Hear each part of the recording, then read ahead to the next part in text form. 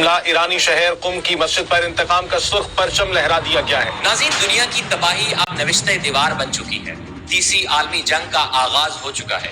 پوری دنیا پچھلے کافی عرصے سے جس جنگ کا انتظار کر رہی تھی وہ بالآخر شروع ہو چکی ہے۔ اسرائیل نے ایران کے ایٹمی پروگرام پر حملہ کر دیا ہے۔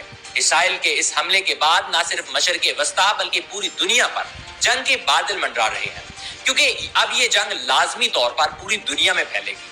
اسرائیل نے انتہائی منظم خفیہ معلومات کی بنیاد پر جدید ٹیکنالوجی کا استعمال کرتے ہوئے ایران پر ایسا حملہ کیا کہ نہ صرف اس کے کئی جوہری سائنسدان مارے گئے بلکہ ایران کے آرمی چیف محمد باقری اور پاسداران انقلاب کے کمانڈر ان چیف جنرل حسین سلامی بھی شہید ہو گئے۔ اس حملے کے بعد اسرائیل نے دھڑلے سے اعلان کیا کہ اس نے ایران کے جوہری خطرے کے خلاف براہ راست ایکشن کیا ہے۔ اسرائیلی وزیر اعظم بنجامن نیتن یاہو نے کہا ہے کہ یہ محض آغاز ہے، یہ ایک طویل جنگ ہوگی۔ جواب میں ایران کی جانب سے اسرائیل پر ایٹمی حملے کا خطرہ ہے اور اسرائیل کو دنیا کے نقشے سے مٹانے کی دھمکی دی ہے۔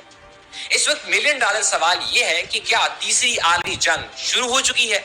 کیا اسرائیل کا اگلا ہدف ایران کا جوہری مرکز ہوگا؟ کیونکہ ایران کی جانب سے اگر مناسب جواب نہ دیا گیا اور حساب نہ چکایا گیا تو پھر اسرائیل کو مزید حوصلہ ملے گا اور وہ دوبارہ ایرانی سپریم لیڈر کو نشانہ بنانے کی کوشش کرے گا۔ اب دیکھنا یہ ہے کہ کیا حزب اللہ، یمن اور ایران کی دیگر اتحادی قوتیں اب باضابطہ جنگ کا حصہ بنیں گی، اور سب سے اہم سوال یہ ہے کہ روس اور چین اس منظرنامے میں کیا کردار ادا کریں گے۔ دوستو، اس وقت مشرق وسطیٰ میں حالات ایک ایسے نازک موڑ پر آ پہنچے ہیں جہاں ایک معمولی چنگاری بھی پورے خطے کو آگ میں جھونک سکتی ہے۔ اسرائیل کی حکمت عملی واضح ہے۔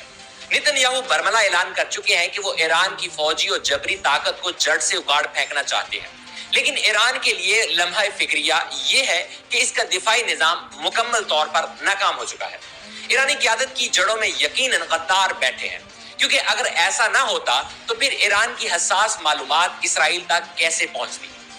اسے کیسے معلوم ہوتا کہ پاسداران انقلاب کے کمانڈر ان چیف اور ایرانی سپہ سالار اس وقت کہاں موجود ہیں؟ دنیا کی نظریں اب تہران اور تل ابیب پر لگی ہوئی ہیں۔ اگلے چند گھنٹے، شاید چند دن فیصلہ کن ہوں گے، لیکن دیکھنا یہ ہوگا کہ یہ محض ایک جنگ رہے گی یا پھر تاریخ کا وہ موڑ ہوگا جس کے بعد عالمی منظرنامہ ہمیشہ کے لیے تبدیل ہو جائے گا۔ ناظرین، اسرائیل کی جانب سے یہ ایران پر اب تک کا سب سے بڑا مہلک اور تباہ کن حملہ کیا گیا ہے۔ ایران کے دارالحکومت تہران میں صبح 4 بجے کے قریب زوردار دھماکوں کی آوازیں سنی گئی۔ پھر اچانک اسرائیل کی طرف سے اعلان کیا گیا کہ انہوں نے ایران پر حملہ کر دیا ہے۔ اسرائیل نے ملک بھر میں ایمرجنسی نافذ کر دی ہے اور دعویٰ کیا ہے کہ ایک بڑا آپریشن شروع کر دیا گیا ہے۔ اسرائیل کی جانب سے ایران پر پہلی بار حملہ نہیں کیا گیا۔ اس بار تو کھل کر اسرائیل نے نہ صرف حملہ کیا ہے بلکہ اسے تسلیم بھی کیا ہے۔ اسرائیلی حملے کی شدت کا اندازہ اس بات سے لگا لے کہ انہوں نے سب سے طاقتور شخصیت ایرانی سپریم لیڈر کو مارنے کی کوشش کی۔ خوش قسمتی سے وہ بچ گئے۔ البتہ ایرانی آرمی چیف اور پاسداران انقلاب کے کمانڈر ان چیف جنرل حسین سلامی اس حملے میں شہید ہو گئے۔ اس حملے کا ہدف وہ رہائشی عمارتیں تھیں جہاں پر یہ افراد مقیم تھے، یعنی ایک انتہائی خفیہ مقام۔ اسرائیل نے ایران کے جوہری اثاثوں اور فوجی تنصیبات کو براہ راست نشانہ بنایا۔ اس حملے میں معصوم بچے بھی مارے گئے ہیں۔ حملے کے بعد اسرائیل کے وزیر اعظم نیتن یاہو نے ٹی وی پر آ کر اعلان کیا کہ ہم نے جنگ کا آغاز کر دیا ہے، ہم مسلسل حملہ کریں گے۔ اس آپریشن کا نام شیر دل عوام کا آپریشن رکھا گیا ہے۔ ناظرین، اس سے پہلے بھی اسرائیل کئی مرتبہ ایران پر ڈائریکٹ اور انڈائریکٹ حملے کر چکا ہے۔ اسرائیل نے ایران کا رد عمل جانچنے کے لیے شام کے ایرانی سفارتخانے پر بمباری کر کے 2 ایرانی جرنیلوں کو مار ڈالا تھا۔ اس حملے میں 16 شامی شہید ہوئے تھے۔ اس حملے کا جواب دینے کے لیے ایران نے اسرائیل پر حملہ کیا تو اس کا جواب دینے کے لیے اسرائیل نے ایران پر کئی میزائل اور راکٹ داغے تھے۔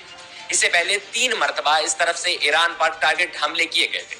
ایک حملے میں جنرل قاسم سلیمانی شہید ہوئے تھے، دوسرے حملے میں حماس سربراہ اسماعیل ہنیہ کو شہید کر دیا گیا تھا، اور اس سے چند دن پہلے ہی ایرانی صدر ابراہیم رئیسی طیارہ حادثے میں شہید ہوئے تھے۔ ان سے متعلق بھی کہا جاتا ہے کہ انہیں اسرائیل نے ہٹ کیا تھا۔ ان کی آخری رسوم میں شرکت کے لیے دنیا بھر کے مندوبین ایران پہنچے ہوئے تھے۔ ان میں اسماعیل ہنیہ بھی شامل تھے۔ اسماعیل ہنیہ کو اسرائیل کی طرف سے وہاں پر ٹارگٹ کیا گیا تھا۔ یہ 3 ٹارگٹڈ حملے اسرائیل کی طرف سے ایران پر کیے گئے۔